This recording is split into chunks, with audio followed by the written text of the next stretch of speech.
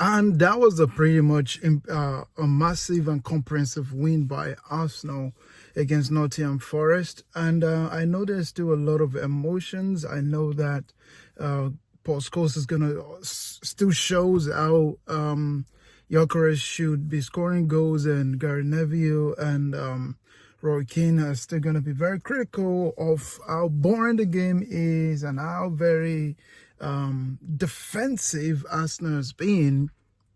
Yeah, I know everybody is entitled to their opinion, by the way. I'm not saying they're not, but I just want to reflect on something that happened against Liverpool and here, because you see a little bit of a fluidity in the way Arsenal play, which for me, I know a lot of people have really argued that Arteta has his handbrakes on every single time, which means that he always want to coach them into where to move to, how to move, how to play. That is the job of a coach. However, for those who don't know, not aiming at a dig at Gary Neville, because I think he's a very wonderful player and a legend for Manchester United, by the way, is that it's not necessarily coaching. It's about the chemistry. For me, it's about chemistry. I think that for a coach in Arteta's, as Arteta, I think he just go with what usually works, which is Martinelli on the left, Noni on the right, and then he put Odegaard, because that is what always worked against Liverpool, even last season.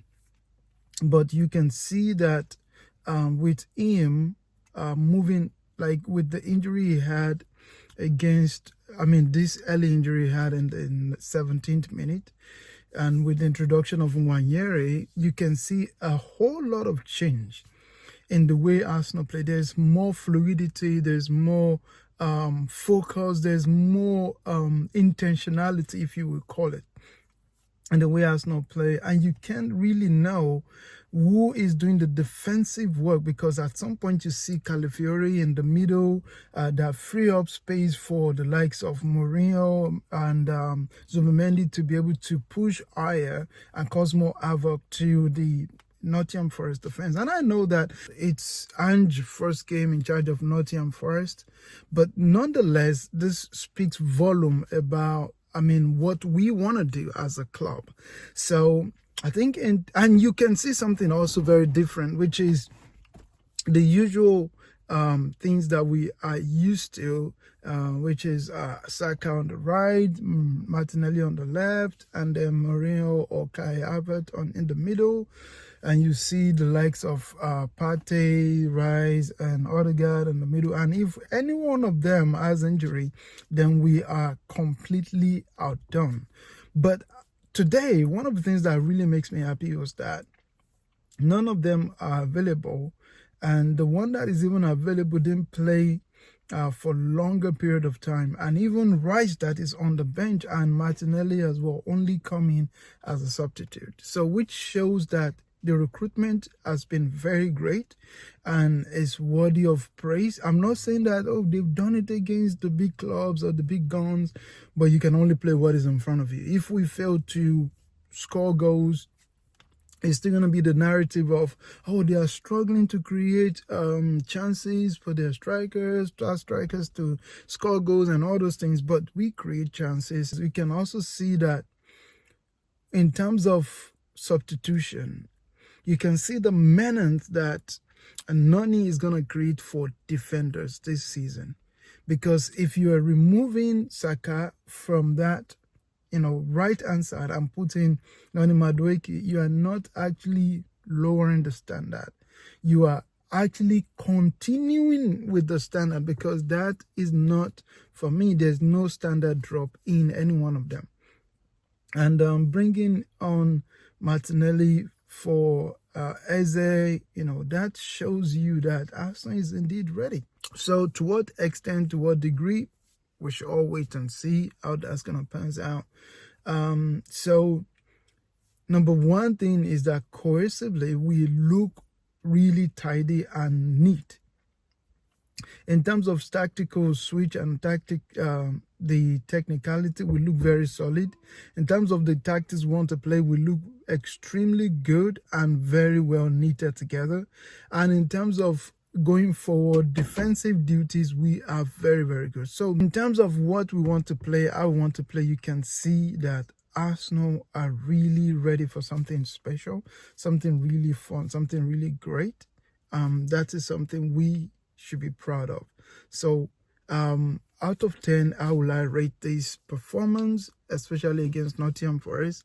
All due respect to Nottingham Forest, but I will rate this a solid 6 out of 10. Yeah, you're like, oh, with all the praises you given, yes, I will rate it 6 out of 10. The reason is because I think that at the beginning we look a bit rough.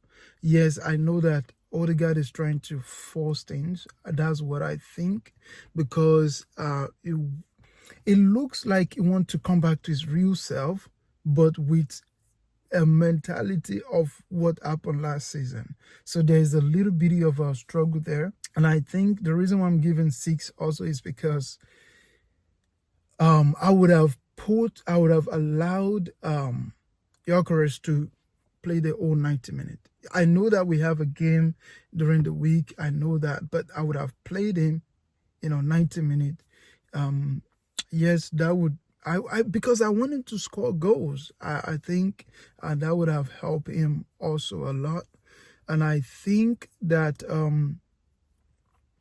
what else? That's the two things that really knock Arsenal down, like 8 over 10 performance.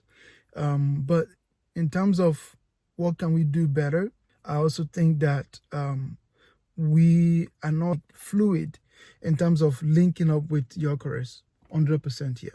We are so much playing with ourselves that he's yet to get the right service. And you can see that with the right service, he knows what to do. He knows what to do. He knows exactly where to put the ball, and is not going to struggle. So I think with that, that's some of the things that really knock Arsenal down, like few point for me. So I would say that over 10, 6 over 10 is very, very good. Not because they are above average, but considering the caliber of opponent they played, I will give them 6 over 10. Thank you so much. Let me know what you think. Send in your comment and give a like. Don't forget to subscribe as well. I'll see you again tomorrow when I give my weekend roundup. Thank you.